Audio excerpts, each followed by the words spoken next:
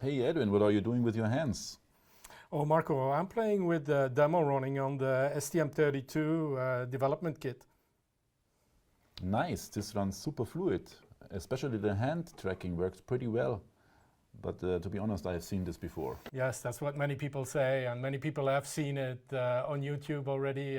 But most of the time what they have seen is running on GPUs or running in the cloud. Here we're running it on a microcontroller. A microcontroller, does it have enough power to run AI-based computer vision applications? Yes, this one does, because it's the STM32N6. It's the first STM32 where we embed the neural art AI accelerator. Okay, so you have an AI accelerator in the device. What performance boost are we talking about here then?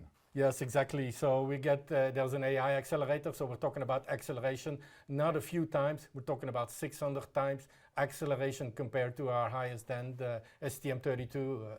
Cool, so AI-based vision applications can now run on a ST microcontroller. Yes, now we can do them on a microcontroller. So thanks to the neural art, so here we have the 600 times, the 600 GOPS worth of processing power. So that opens the door to audio processing, to computer vision. And talking about computer vision, we also integrated an image signal processing pipeline on this device. Okay, what do you exactly mean by pipeline? Okay, in terms of image pipeline and to support a large number of cameras out there, we have embedded a MIPI CSI2 interface and also an image signal processor. So that means that we do the raw Bayer conversion to RGB in hardware. We also provide camera tuning tools that customers can use to tune all the parameters of the computer vision pipeline. Okay, that's a smart decision from ST to integrate an ISP into the device. So I guess our users will like the flexibility and the cost optimization of the device.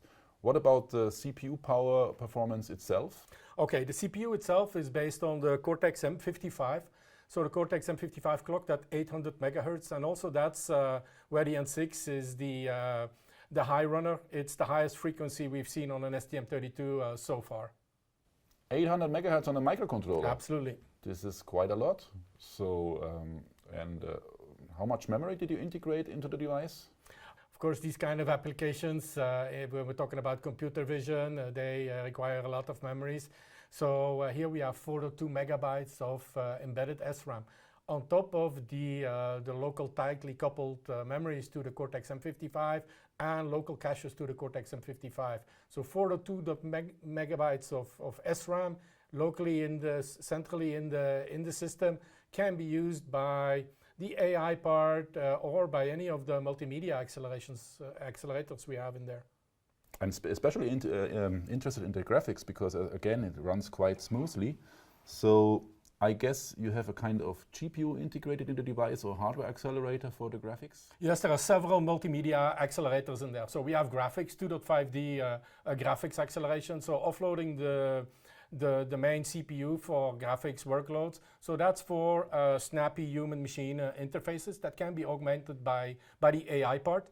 And on top of that, other multimedia accelerations are JPEG encode and decode, and we have H.264 encoding. Okay, that's very important for video streaming applications. So it seems there's a lot of power packed into the device. And what about, I see a lot of connectors here. What about the standard peripherals like, do you have, I guess, USB and stuff like that?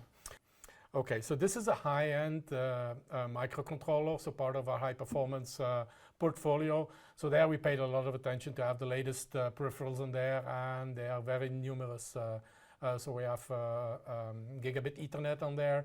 We have dual high-speed USB. We have CAN FD. And then on top of course, the standard peripherals, which you can find the UART, CSPI, I2C, CCC. So many peripherals out there. Interesting, interesting. So it looks like this device can be really a game changer. What about the cost and the ease of use for the programmers? As we talked earlier, that this is a microcontroller, so it comes with the advantages that a microcontroller has. So reduced BOM cost, easier to make PCBs, smaller footprint, faster boot time. So from that perspective, being a microcontroller comes with a lot of advantages. And for the developers also, they can use the Cube ecosystem that is available for the STM32, so CubeMX and also Cube AI to map your AI network to the accelerator. Okay, and I guess for some complex applications you need a kind of operating system running on it. So what operating systems are supported by the device, and do you support the Sapphire project? Yes, we do support Sapphire. We have several customers that are using Sapphire already. On top of Sapphire, we are supporting FreeRTOS and ThreadX.